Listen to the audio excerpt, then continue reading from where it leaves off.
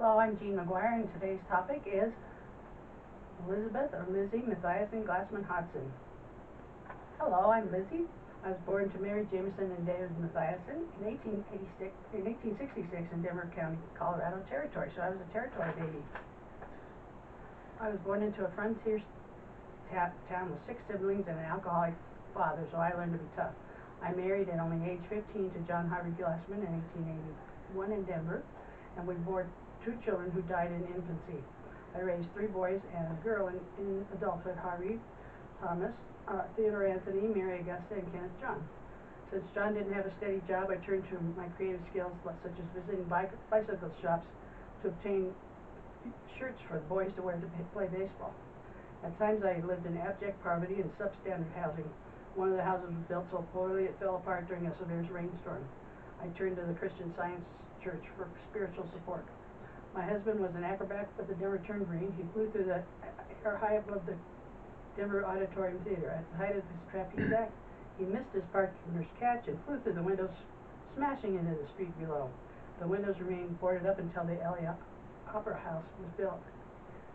He continued to work as a circus trapeze teacher at the Social Turnwall German Hall at 10th and Larimer.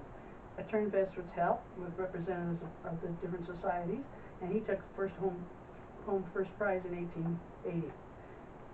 He belonged to the West Denver Turners and was elected as their second turner.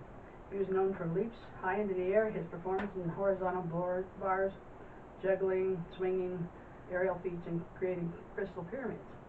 His family often came to watch the trapeze performances and enjoy the social atmosphere of the hall. 5 generations of Glassmen have gone to the dancing at the Denver Turnring. Unfortunately, John fell and hurt himself taking a hard landing across several chairs. His circus career was finished. Although John was not musically inclined, he turned to a new career of making guitars. He created them out of cigar boxes found at the railroad roadhouse.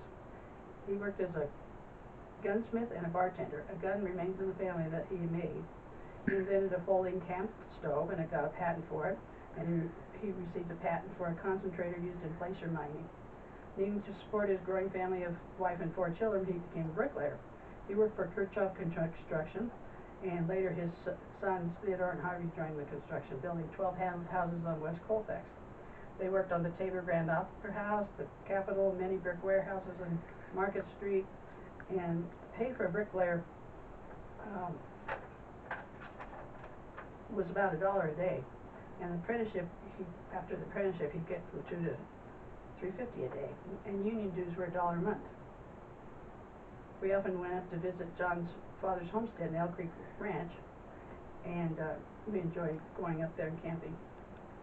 John became an alcoholic, and the marriage was strained to the point of divorce.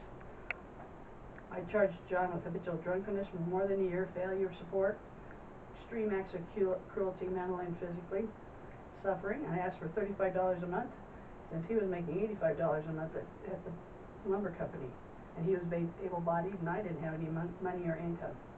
The judge awarded me payments of $25 per month from 1910 to 1915, and $10 a month after that, and he was supposed to pay $1,600 in court costs.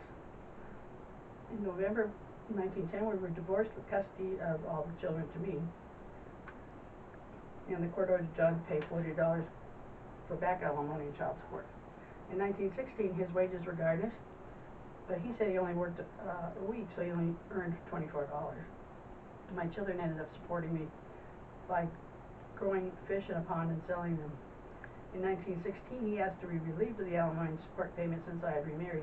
He said Augusta had been working and Kenneth's working, so he didn't need to support me, so John's request was granted by the court. Divorces were rare at that time, less than 1% of the population getting divorced. By 1920, John was living in a dilapidated building on Larimer Street in Denver. His children would drive by on Sunday giving him some food, but they wouldn't allow their grandchildren to see him. John died after drinking a can of heat used as stove fuel when he ran out of alcohol in 1928 at the age of 67, and he's buried at Crown Hill in Wheat Ridge. Then I married Jesse Hodgson after meeting him at church and dances in 1915 in Boulder. And Jesse was born in Pennsylvania in 1970. He worked as a jeweler and a blacksmith. And in 1901, he and his first wife, Jenny, We're married about 5 years before Jenny died. Jesse made sure I wore fine clothes and lived in a nice home, and my children called me Grandpa Hodgson.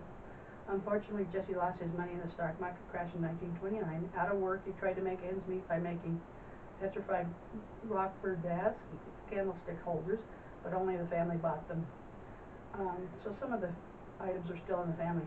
In 1933, when he couldn't make any money, he became despondent, drove to the Black Forest in Castle Rock and using carbon monoxide pipes from his tailpipe in his car, and he died. I buried Jesse with his first wife, Jenny, in Crown Hill in Wheat Ridge, and I was once again alone. Due to my many misfortune, I became angry and cruel and abusive toward my children and grandchildren. Many did not like me. They came in contact with me during birthday parties at the Glassman cabin in Baltimore, Colorado. I lived next to my daughter Gussie in a small truck farm in Wheat Ridge, Colorado. My grandson remembers me as strict but kind to him. I died in October 1937 at the age of 71, a widow for 4 years in Edgewater, Colorado. And I'm buried in Crown Hill Cemetery, separate from John. My grandchildren asked my great-grandchildren not to bring flowers to my grave, but flowers are found there every Memorial Day.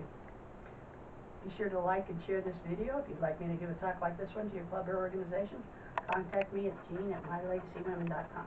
Thank you.